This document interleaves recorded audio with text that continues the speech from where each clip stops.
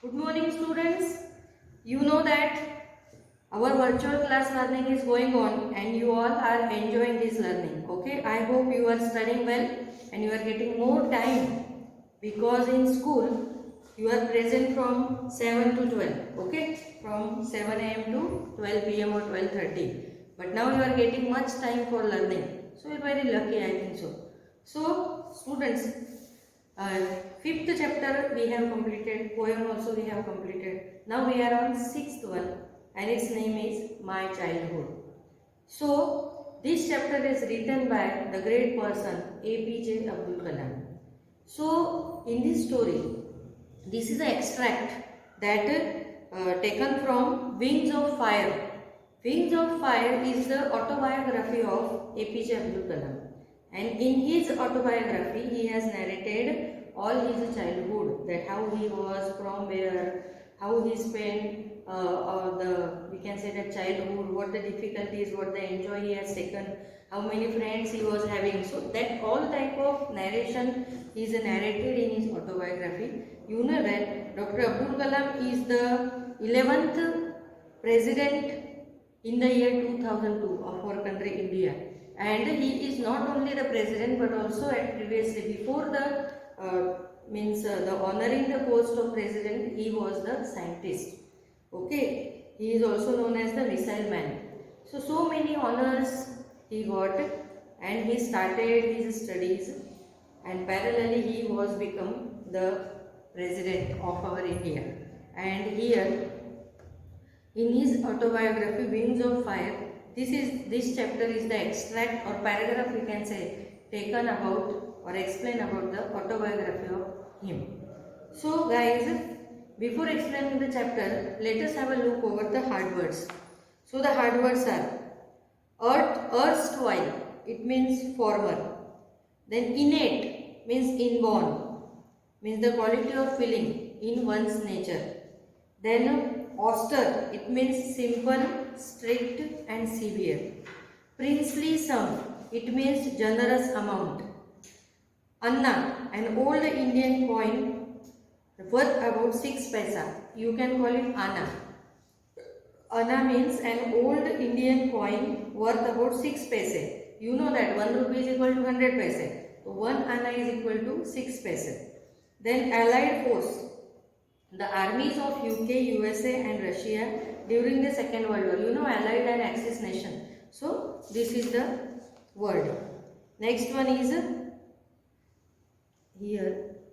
Could not stomach means could not tolerate. Then downcast means sad or depressed. Then conviction means strong opinion or belief. Then ritually pure, kept protected from all outside influences for the observations of religion. Next one is here. These are the hard words we have completed. Now let's start the chapter. What is given here? So what the Abdul Kalam is saying about himself. I was born into a middle class Tamil family in the island town of Rameshwaram in the erstwhile Madras state. My father, Jainul Abdin, had neither much formal education nor much wealth. Despite these disadvantages, he possessed great innate wisdom and true generosity of spirit. He had an ideal helpmate in my mother, Ashi Amma. I do not recall the exact number of people she fed every day. But I am quite certain that far more outsiders ate with us than all the members of her own family put together. Here Abdul Kalam is giving the information about mother and father. So his father's name was Jainul Abdin. उनके पापा का नाम जैनुल अब्दीन था and वो ज़्यादा पढ़े लिखे नहीं थे ना उनके पास पैसे थे, बट उनके पास बुद्धि बहुत थी, विजडम, होशियार थे, बुद्धिमान थे. और उनकी जो मम्मी थी उनका नाम था आशी अम्मा. तो यहाँ पे अब्दुल कलाम बोल रहे हैं कि हमारे घर पे रोज़ कितने लोग खाना खाते होंगे ये मुझे भी पता नहीं. Means what, so many people are taking lunch from their house every day. उनकी जो मम्मी थी वो उनके फैमिली के मेंबर्स के अलावा दूसरे आउटसाइडर्स, जान पहचान वाले या रिलेटिव्स या कोई नीडफुल, सब लोगों को वो बहुत ही अच्छी तरह से खाना खिलाती थी। तो अब्दुल कलाम जो थे वो लोग लोअर मिडिल क्लास फैमिली थे, इतने पैसे वाले तो कुछ थे ही नहीं। His father was earning his livelihood daily, वो रोज़ लेबर मजदूरी करते थे और जो भी उनको रेमरेशन मिलता था they were earning their livelihood. फिर क्या हुआ देखो, I was one of the many children, a short boy with rather undistinguished looks, born to tall and handsome parents. We lived in our ancestral house. यहाँ पे वो बोल रहे हैं कि मेरे काफ़ी सारे भाई बहन थे, उसमें सारे बच्चों में मैं एक ऐसा था जो बहुत ही हाइट में छोटा था और मेरा लुक भी थोड़ा अलग ही था, और मेरे जो पेरेंट्स थे वो बहुत ही हाइटेड और सुंदर थे, बट उनके घर में मैं ऐसा थोड़ा विचित्र मेरा ऐसा जन्म था। जैसे मैंने तुमको आइंस्टाइन के बारे में बोला था कि Einstein was also not looking good, तो यहाँ पे वो बोल रहे हैं कि मैं छोटा सा, दिखने में थोड़ा अलग, ऐसा हमारे भाइयों में मैं ही एक विचित्र था, थोड़ा अलग था, बाकी मेरे पेरेंट्स तो बहुत ही ब्यूटीफुल थे। फिर क्या हुआ देखो, we lived in our ancestral house which was built in the middle of 19th century. वो एक घर के मीन्स एंसेस्ट्रल मीन्स उनके जो भी ग्रैंड पास, जो भी एंसेस्टर्स थे, उनके दादा दादी, जो भी उनके दादा दादी, उनके घर में, पुराने घर में वो लोग रहते थे, और वो जो घर है वो 19th सेंचुरी के मिडल में बना था।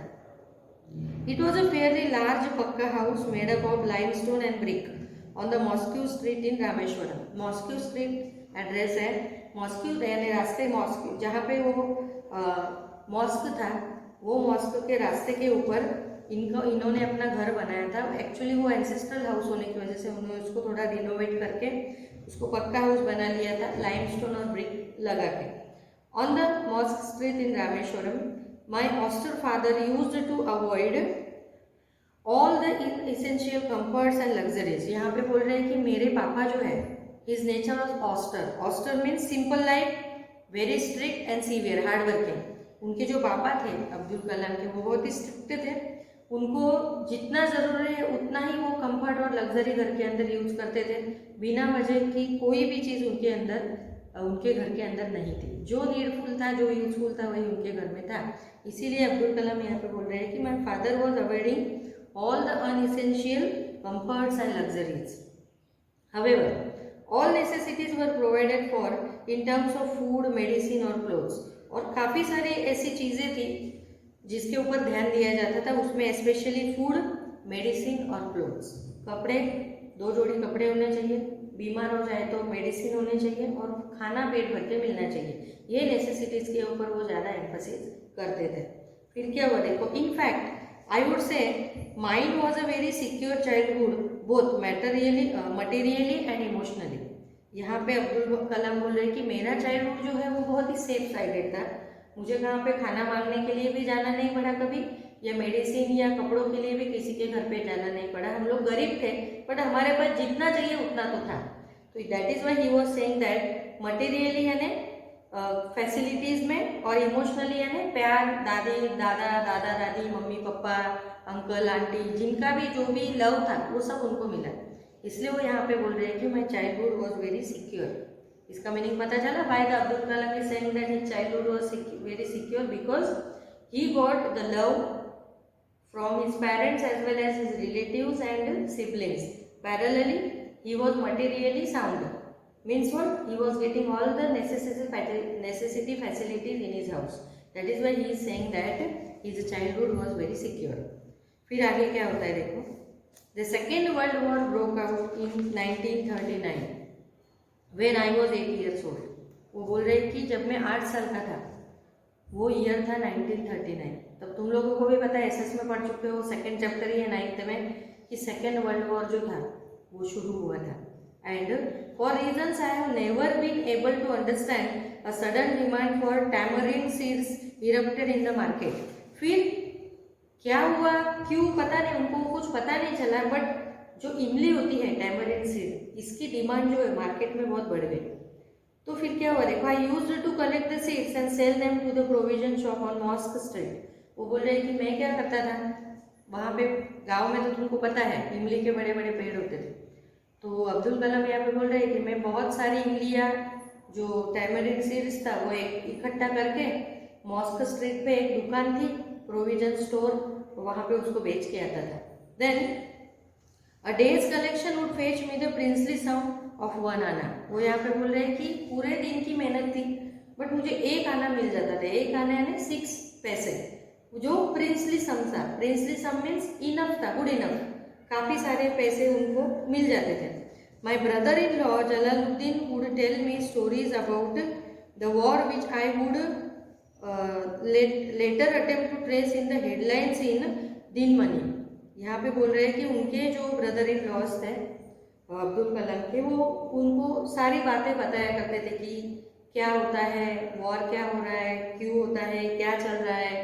तो यहाँ पे वो बोल रहे हैं कि ये जलालुद्दीन जो थे उनके ब्रदर इन लॉ, उनसे तो मैं सब कुछ सुनता था बट कभी कभी थोड़ा जब मैं थोड़ी समझ में आने लगा, थोड़ा पढ़ना सीखा, तो मैंने दिन मनी जो न्यूज़पेपर है उसमें से मैंने वो हेडलाइंस पढ़ना स्टार्ट किया।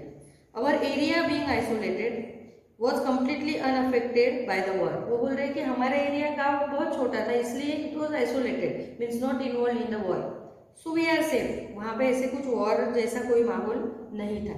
सो but soon India was forced to join the allied force and something like a state of emergency was declared. But अचानक से क्या हुआ, तुमको पता ही है, ब्रिटिशर्स ने ज़बरदस्ती इंडिया का नाम, मीन्स वहाँ पे बोल दिया कि इंडिया जो है वो अमेरिका की ओर से लड़ेगा।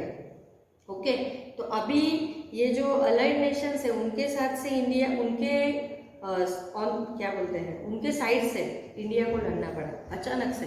तो इमरजेंसी डिक्लेयर कर दी कि कोई भी अपने घरों से बाहर निकलेगा नहीं।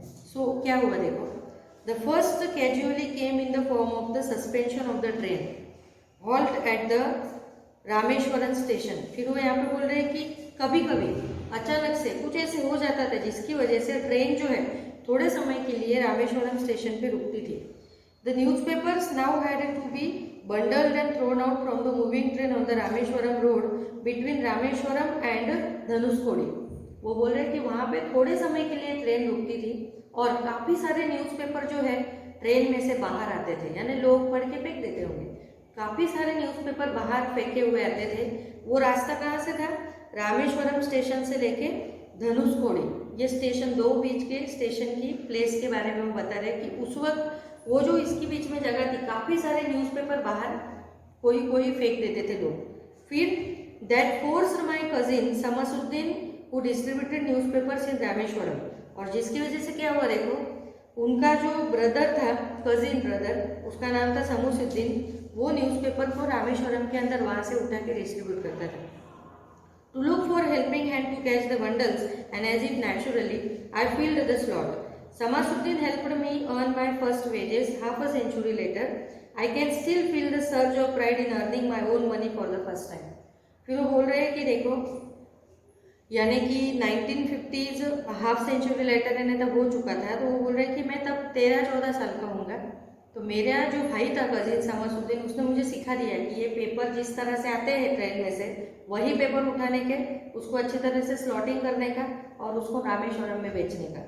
काफ़ी सारा अमाउंट जो है वो पहले तो अब्दुल कलाम जो थे वो अपने कजिन ब्रदर को हेल्प करते थे, पर बाद में उन्होंने खुद ने ही ये बिजनेस शुरू कर दिया और अच्छा सा अमाउंट वो कमा लेते थे।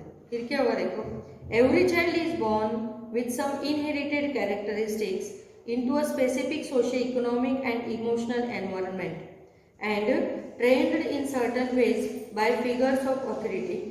I inherited honesty and self-discipline from my father. From my mother, I inherited faith in goodness and deep kindness, and so did my 3 brothers and sisters.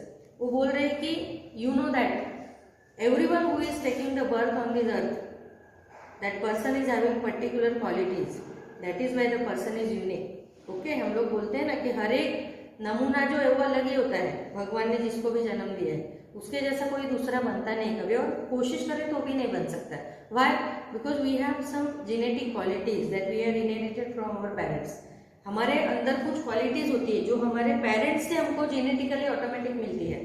तो यहाँ पे अब्दुल कलाम बोल रहे हैं कि वो भी, उनको भी एज ए चाइल्ड उनकी जो क्वालिटीज़ थे उनके अंदर वो उनके पेरेंट्स से मिली। वो बोल रहे हैं कि उनके फादर से उनको ऑथोरिटी, जिम्मेदारी कैसे लेते हैं, ऑनेस्टी कैसी होती है, सेल्फ डिसिप्लिन कैसे होना चाहिए। सेल्फ डिसिप्लिन यानी खुद से डिसिप्लिन वे में रहना, वो उन्होंने अपने फादर से सीखा था। मॉम से उन्होंने क्या लिया, देखो, गुडनेस, अच्छाई, गॉड के ऊपर विश्वास, ओके। और उनके जो 3 भाई और एक बहन थी, उनको वो भी ऐसे ही थे, जैसे अब्दुल कलाम थे वैसे ही वो लोग भी थे। उन्होंने भी अपने मम्मी पापा से ये सारे जो गुण थे, क्वालिटीज, वो लिए थे। अभी वो क्या बोल रहे थे, देखो, आई इनहेरिटेड, सॉरी ये हो गया, I had 3 close friends in my childhood, Ramanand Shastri, Aravindan and Sivaprakasan. वो बोल रहे हैं कि मैं जब छोटा था तो मेरे 3 गुड फ्रेंड्स थे, best friend we can say. वो बोल रहे हैं कि मेरे 3 बेस्ट फ्रेंड थे, उसमें एक का नाम था रामानंद शास्त्री, दूसरा था अरविंदन और तीसरा था शिव प्रकाशन।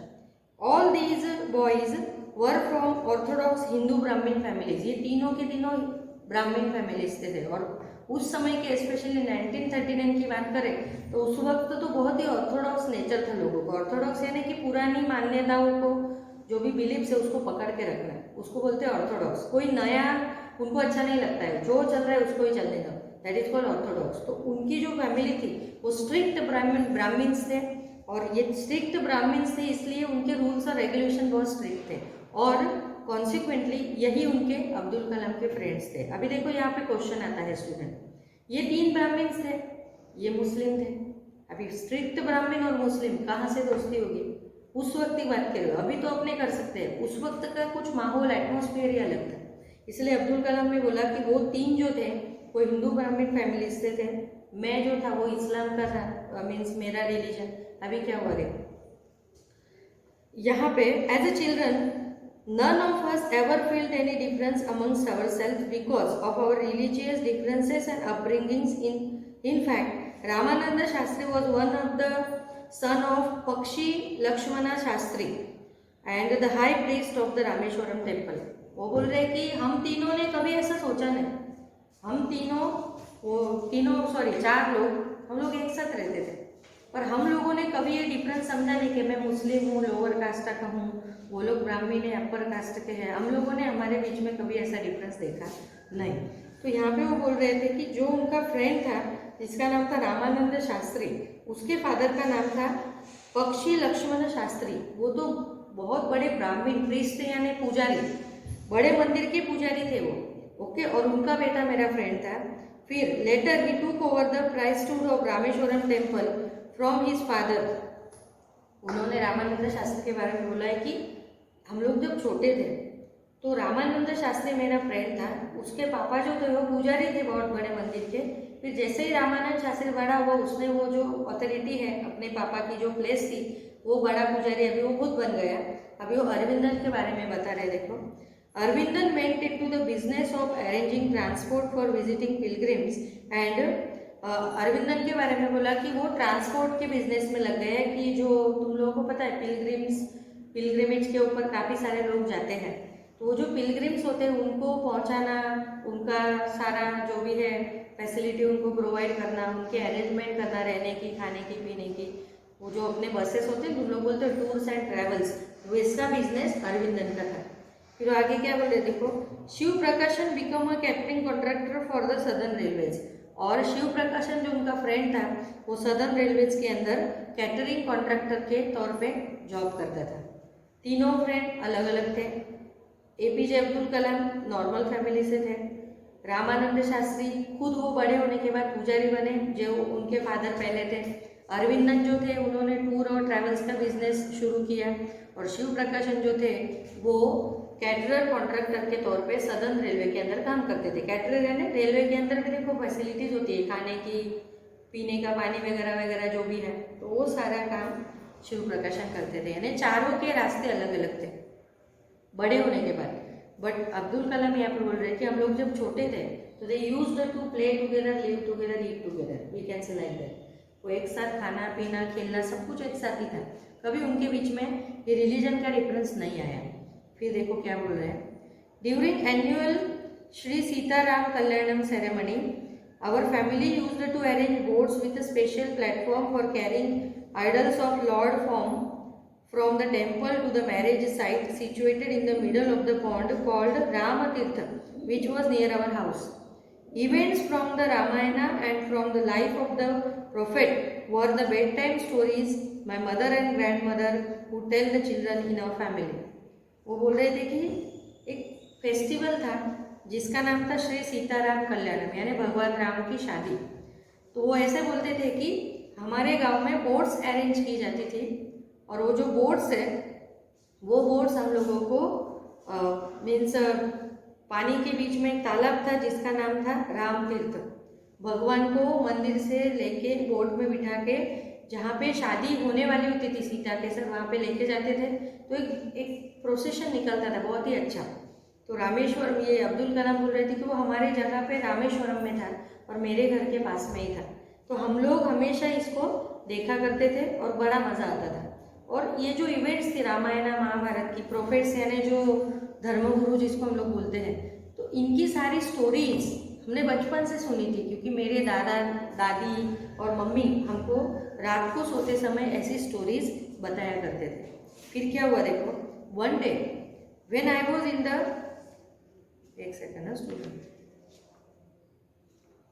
Okay, one day when I was in the 5th standard at the Rameswaram elementary school, a new teacher came to our class.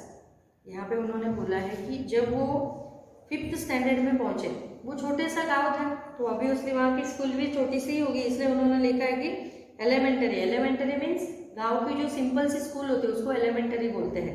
Elementary का मीनिंग ये होता है कि उसके अंदर ऐसे सारी फैसिलिटीज नहीं होती जैसे तुम्हारे क्लासरूम में है। तुम्हारे क्लासरूम में व्हाइट बोर्ड है, एसी है, फैन है, बेंचेस है अच्छी तरह से, ओके, वैसे गाँव की स्कूलों में नहीं होता है।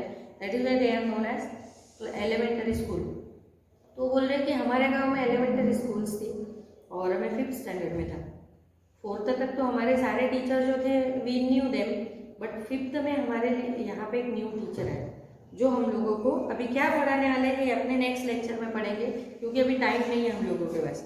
नेक्स्ट लेक्चर में हम लोग स्टोरी कंटिन्यू करेंगे।